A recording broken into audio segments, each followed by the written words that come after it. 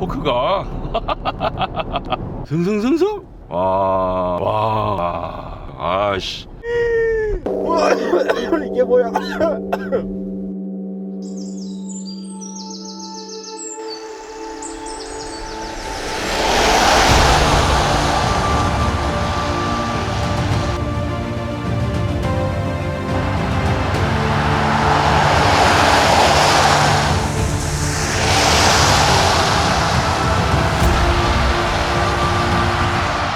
자, 오늘은 23년형 폭스바겐 투아렉입니다.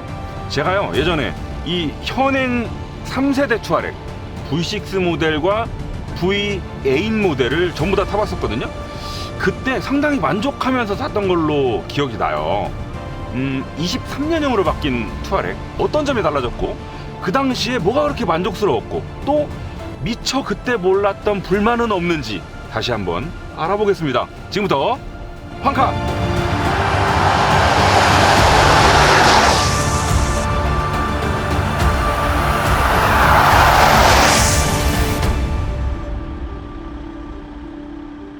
현행 3세대 투아렉은 국내에 2020년 초부터 팔리기 시작했습니다.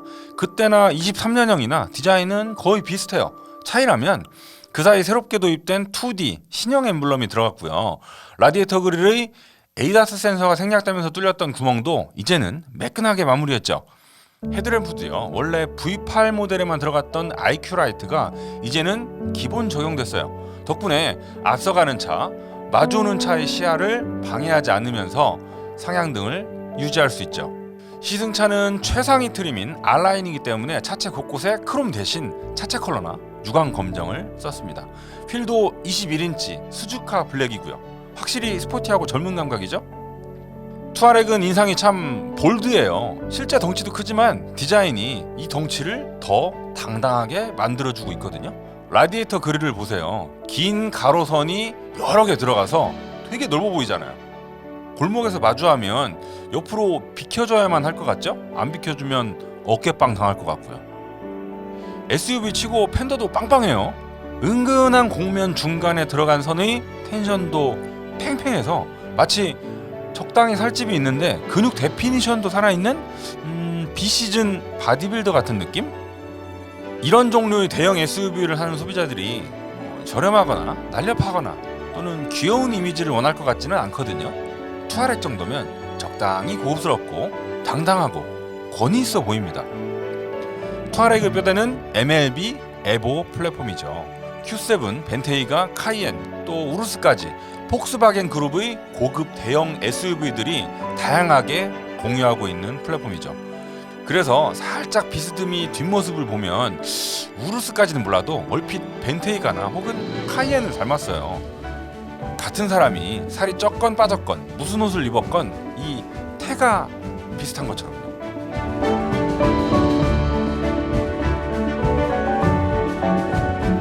운전대 중앙의 엠블럼도 당연히 신형이고요. 스포크도 터치와 햅틱 기능이 들어간 새로운 디자인이죠. 보기엔 확실히 멋있어졌는데 이게 고객들로부터 반응이 별로였나 봐요. 앞으로는 지금 이런 방식을 쓰지 않겠다고 폭스바겐이 밝혔습니다.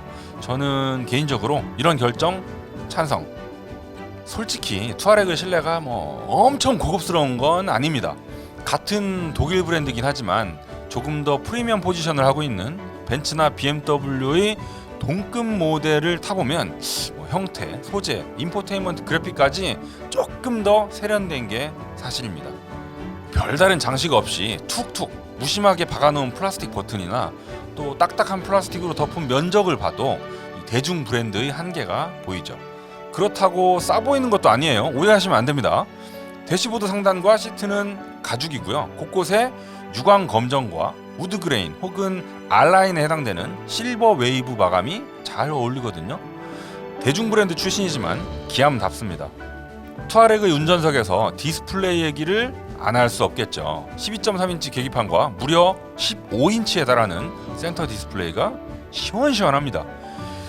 드넓은 디스플레이 위에 그려진 그래픽이 아주 최신은 아니지만 이 정도면 아직 충분히 현역이죠. 다양한 개인 설정도 가능하고요. 안드로이드 오토나 애플 카플레이도 모두 지원합니다. 무엇보다 하단부를 공조장치 메뉴로 고정한 점도 마음에 들고요. 스크린 바로 아래 턱은 터치스크린 조작할 때 팔을 기댈 수 있어서 조작 편의성에도 도움을 주고 있죠. 기타 실내 편의 장비도 풍성합니다. 1열 시트는 열선 통풍 마사지 기능을 제공하고요.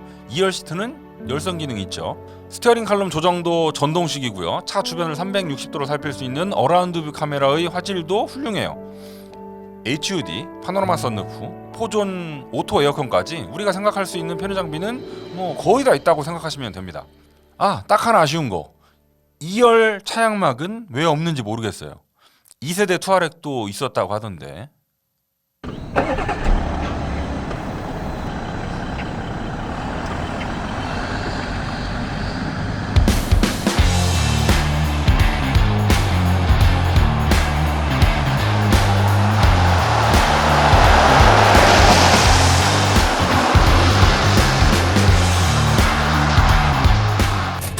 자, 23년형 투아렉. 예전에는 V8 디젤도 있었는데 이제 없습니다. V6 디젤만 있어요. 3리터 V6 디젤 트윈터보 286마력 61.2kgm. 최대 토크, 최고 출력 똑같습니다. 달라진 게 뭐냐? 트윈 도징이라는 기술이 들어갔어요. 우리 몸에 해로운 질소 산화물을 해롭지 않은 물과 질소로 바꿔주는 SCR, 요걸 2개 달았다는 뜻입니다. 요 SCR이 제대로 작동하기 위한 온도 조건이 있는데 빨리빨리 뜨거워지는 엔진 바로 옆에 SCR을 하나 달고, 그 다음에 엔진이 어느 정도 뜨거워지고 고부하일 때, 그럴 때는 덜 뜨거운 배기 파이프가 뒤로 쭉 빠져나가다가 엔진과 어느 정도 멀어진 여기쯤, 여기에 SCR이 하나 더 달려 있습니다. 그래서 최적의 온도 조건에서 두 곳에서 요소수를 칙칙 뿌려줘가며 질소 산화물을 줄이는 거죠. 뭐 좋죠. 그만큼 환경오염을 줄일 수 있으니까요. 근데 23년형 투아렉을 타면서 놀란 건 트윈 도징 기술 때문이 아닙니다. 엔진의 반응 때문이에요. 제가 과거에 탔던 투아렉 V6는요, 가속 페달에 대한 차의 반응이 상당히 여유롭게 설정되어 있었거든요. 가속 페달 이렇게 꾹 밟잖아요. 그럼 차가 한참 뒤에 가속하는 느낌이었어요. 힘이 없는 게 아니고 설정을 그렇게 해서 솔직히 조금 답답한 느낌도 있었습니다. 빨리 가속해야 되는데 너무 여유롭게 가속해. 근데요, 그때 답답했던 느낌이 싹 사라졌습니다. 그때 기억으로 똑같이 제가 싹 밟았더니 웬걸 훨씬 더 잘 나가요. 힘은 똑같은데 반응을 달리해서 잘 치고 나갑니다. 자, 지금 그냥 노멀 모드예요. 노멀 모드 딱 밟으면 우 나가잖아요. 이런 가속 느낌. 예전이었으면 쭉 잘 안 가다가 나중에 가서 이렇게 싹 나가는 느낌이었었는데, 얘는 그때보다 한결 더 직결감 있게 차를 밀어내요. 제 취향에는 그때보다 지금이 훨씬 맞아요.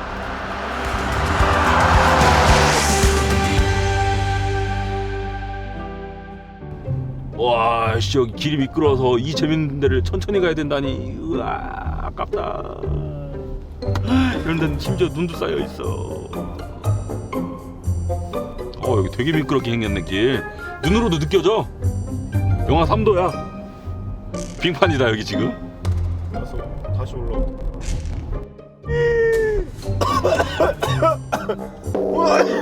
이게 뭐야? 일로 가자, 그냥. 여기서 차 돌리자. 우린 맨날 왜 이러는 거야 도대체? 여기 가는 게 더 재밌겠다. 유튜브 강의네 이거. 위험한데? 이거 서머 타이어야. 동절기 월동장구 장착하래. 터널 하나로 근데 왜 이렇게 여기 눈이 엄청 오네? 다른 나라인데? 여기랑 저기랑? 터널 하나 지나. 저 토네이도 생긴 거. 아유, 박지훈 유튜브가 나왔다고 좋아하고 있네. 야씨. 지금 내 마음도 모르고 심란해 죽겠구만. 대박이다. 아니, 나는 오르막길에서 막 우웅 가면서 토크 얘기하려고 그랬다고. 그건 이제 형 생각이고. 그래서 일부러 지금 서울에서 멀리 떨어진 여기까지 왔는데. 형 평소에 좀 착하게 살아요. 그러니까. 아니 여기 뭐 다른 나라인데? 여기 그냥 쌓인 게 아니라 엄청 쌓였어요. 오, 저거 떠는 거 봐. 자, 여기서 토크 얘기 한번 할까? 이 차의 토크가 어떠냐면요, 이래요. 자, 스포츠 모드 놓고. 이걸 내가 오르막길을 살려고 그랬다니까. 그리고 이렇게 가속 페달을 깊게 밟았을 때 말고 살짝 밟았을 때 어느 정도 호토가 붙은 상태에서 살짝 밟으면 그 60kgm가 넘는 토크로 차를 슥 밀어내는 느낌. 나는 가속 페달을 조금 밟았는데 원하는 만큼 차를 싹 밀어낼 때 그 뿌듯함. 그걸 내가 여기 오르막길 올라가면서 보여드리려고 그랬는데 날씨가 이렇게 됐습니다. 토크가 변속기는 자동 8단이에요. 제가 그렇게 평소에 좋아하던 ZF 8단 변속기가 들어가 있더라고요. 근데 되게 느긋해요. 엔진과 궁합 상당히 좋습니다. 충격 느낀 적 없고 제때 제 단수 못 찾아 들어간 적 없고요. 수동으로 쉬프트 패들로 딸깍딸깍 해보면, 자, 다운, 다운, 업, 업, 다운. 수동으로 변속을 하면 제가 그동안 알고 있던 ZF 8단 변속기의 변속 속도랑은 살짝 차이를 보이죠. 얘에 대한 선입견보다는 조금 더 여유롭게 설정되어 있어요. 다운해도 3단, 4단. 느린 것도 아니고요. 그렇다고 뭐 아주 빠릿빠릿한 것도 아니고, 이 수동에서 변속하는 반응 속도조차도 무난합니다. 변속기는 따로 뭐 크게 말씀드릴 게 없을 정도예요. 이 엔진의 반응이 예전과 달라져 가지고 제가 의외라고 생각한다면 똑같은 점도 있습니다. 예전에도 이 에어 서스펜션의 둥실둥실 떠다니는 정말 훌륭한 승차감은 인상적이었었거든요. 지금 다시 타는데 그때 그 기억이 고스란히 떠올라요. 여전히 좋습니다. 개꿀 진짜. 제가 이 투아렉 시승차를 받아서 어제 퇴근을 하는데 뭐 출퇴근길 수백 번씩 왔다 갔다 하는 똑같은 길이잖아요.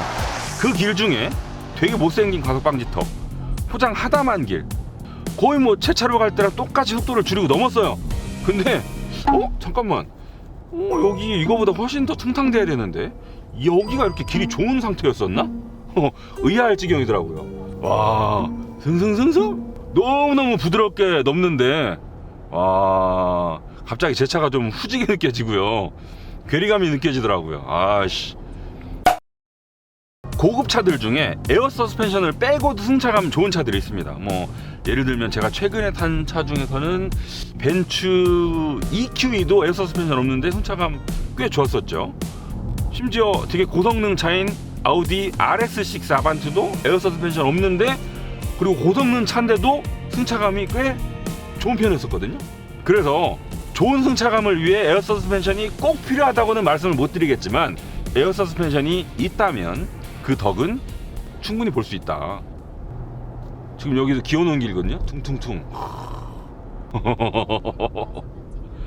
자, 속도 조금만 줄이고 넘습니다. 이 에어 서스펜션의 승차감에 있어서 효과를 진하게 느낄 수 있어요. 여기에서요, 주행 모드를 컴포트로 놓잖아요.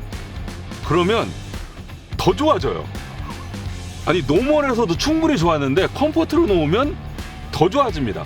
마치 포르쉐가 스포츠 모드에서도 충분히 빠른데 스포츠 플러스 모드를 더 마련해 놓은 것처럼, 얘는 노멀에서도 승차감 너무 좋은데 컴포트가 남았어요.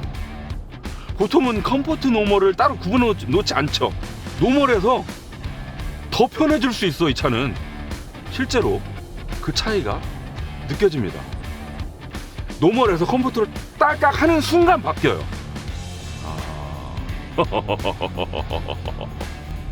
특히나 이런 투아렉 같은 차들은 SUV잖아요. 오프로드 주파력도 중요해. 그러니까 에어 서스펜션으로 승차감 말고 차고 조절까지 할 수 있어야 된단 말이에요. 오프로드 가야 되니까 차고 높여야 되잖아요. 이 투아렉 시속 120 이상으로 달리면 차고를 15mm 낮춰주고요. 오프로드 모드로 바꾸잖아요. 이렇게 그러면 25mm를 높여줍니다. 그 다음 오프로드 플러스 모드까지 가면 70m? 70m 차 저기까지 올라가겠네. 오프로드 플러스 모드를 놓으시면 70mm를 높여주기도 합니다. 거기에다가 로딩 모드라고 있어요. 뒤에다 트렁크에 짐 실을 때, 그럴 때는 앞에 조금 뒤에 많이 차를 기울여서 낮춰주기도 하고요. 이렇게 차고 조절을 자유자재로 온로드 갈 때 낮추고 오프로드 갈 때 높이고 짐 실을 때 또 낮추고 여러 가지를 쓸 수 있으니까 정말 투아렉에 딱 적당한 장비죠. 사실 지금 이 투아렉을 가격대로 봤을 때 넣을똥말똥한 장비거든요. 만약에 이 투아렉에서 에어 서스펜션이 싹 빠졌으면 상승성이 많이 떨어졌을걸요. 그만큼 에어 서스펜션의 덕을 톡이 보고 있습니다. 승차감 면에서 오프로드 주파 성능에서.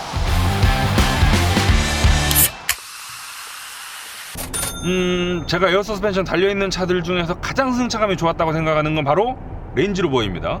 승차감은 정말 우주 최고였는데, 다만 레인지로버를 타고 와인딩을 가거나 그러면 조금 부담스러운 것도 사실이에요. 왜냐면 이 거동이 좀 크거든요. 워낙 이걸 승차감 위주로 세팅을 하다 보니 운전대를 이렇게 휘저으면 되게 크게 움직입니다. 마치 배처럼. 투아렉은 레인지로버만큼 승차감이 좋은 건 아닌데 꽤 좋은 거 치고 와인딩을 갔을 때 와, 핸들링 좋아요. 자, 보세요. 제가 차선 변경을 하잖아요. 탁 넣으면 싹 들어가요. 요 정도 크기의 대형 SUV에서, 그리고 오프로드 성능까지도 챙기려는 SUV에서 또 승차감까지 매우 좋은 차 치고 이렇게 민감하게 앞머리를 탁탁 넣어주는 반응 흔치 않거든요. 이건 사실 기대 안 했던 부분이거든요. 핸들링까지 좋아. 빠뜨릴 뻔했는데 이렇게 달리고 있을 때 말고 주차할 때까지도 이 몸놀림에 도움을 주는 장비가 있죠. 바로 후륜조향. 시속 37km를 기준으로 그보다 낮을 때는 운전대와 반대로 뒷바퀴를 틀어주고요. 그 이상으로 빨리 달릴 때는 운전대와 같은 방향으로 뒷바퀴까지 움직이죠. 차선 변경을 한다 그러면 같은 방향으로 틀어서 마치 구렁이 담 넘어가듯이 쓱 차선을 바꿔볼 수 있고요. 주차장에선 이렇게 큰 덩치를 가지고도 마치 휠베이스가 짧은 차인 것처럼 요리조리 주차하기 편하고요. 여러분, 요즘 폭스바겐 그룹 내에서 차를 만드는 걸 이렇게 가만히 보잖아요. 그럼 이런 게 있어요. 그룹 내에서 어떤 신기술을 가장 먼저 적용시키는 건 포르쉐입니다. 이 기술 선구자의 역할은 포르쉐가 맡고 있어요. 포르쉐에서 어떤 신차가 나오면 거의 뭐 미디어 킷, 그 기술 정보가 논문 수준입니다. 공부하기 힘들어 죽겠어. 포르쉐는 그렇게 남들보다 먼저 그런 기술들을 선구적으로 만들고 대신에 차를 비싸게 팔아먹죠. 그래도 되는 브랜드잖아요. 그룹 내에서 정말 그 운동 성능, 하드코어 이런 건 람보르기니가 맡고 있죠. 그렇다 보니까 같은 그룹 내에 있는 아우디의 고성능 모델 RS 같은 것들은 옛날보다 훨씬 편해졌습니다. 진짜 막 하드코어, 완전 하드코어 이런 건 람보르기니가 하면 되거든요. 완전 럭셔리 쪽은 벤틀리가 맡고 있죠. 이렇게 그 각각의 브랜드별로 그룹 내에서도 역할을 달리하고 또 그에 맞춰서 마케팅까지 다르게 펼치고 있는데, 그 와중에 그룹 내에서 뭐 플랫폼이라든지 이런 특정 짜잘짜잘한 부품 이런 건 공동으로 개발을 하기도 합니다. 벤틀리 봐도 아우디 부품, 폭스바겐 부품들 곳곳에서 눈에 띄거든요. 엔진룸 열어봐도 눈에 안 띄는 부품들, 아우디 로고, 폭스바겐 로고 엄청 많이 보여요. 같이 개발해서 널리 쓰고 있거든요. 근데 이럴 때 그 기본이 되는 차가 투아렉입니다. 투아렉을 가지고 벤테이가도 만들고 우르스도 만들고 카이엔도 만들고 Q7도 만들고 하는 거예요. 이 천장 알칸타라로 바꾸고요. 이 대시보드 훨씬 더 좋은 천연 가죽으로 덮고요. 이런데 우드 그레인이나 카본 이런 걸로 쓰고 뺐지만 벤틀리를 끼우잖아요. 이거 몇 천만 원 더 받아도 충분히 팔릴 수 있는 차예요. 그만큼 이 투아렉은 이렇게 타고 있으면 진짜 잠재력이 높은 차라는 생각이 들죠. 가다가 슥 밟으면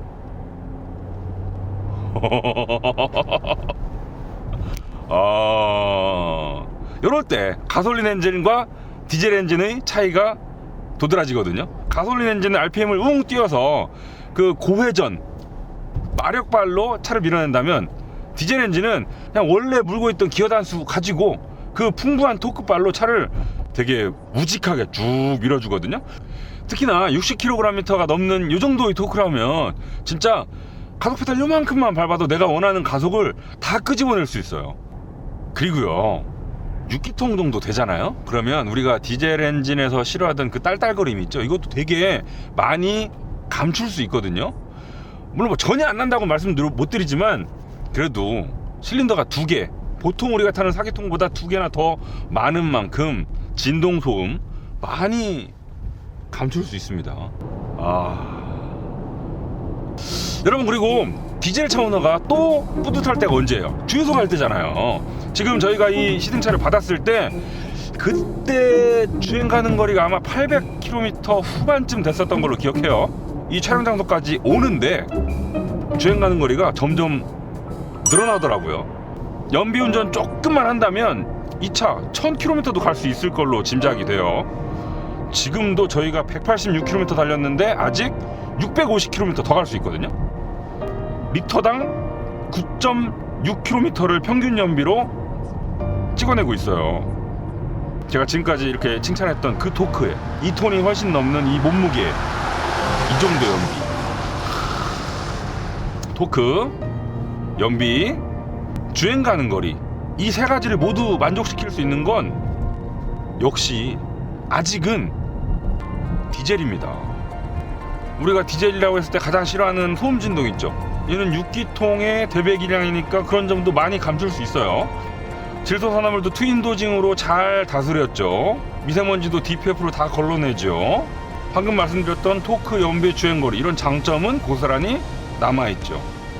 그러니 뭐 사회적인 분위기나 정부 정책, 기름값 이런 외부 요인을 빼고 엔진만 딱 놓고 보면 적어도 이런 6기통쯤 되는 디젤 엔진은 까면 안 됩니다. 매력이 충분해요.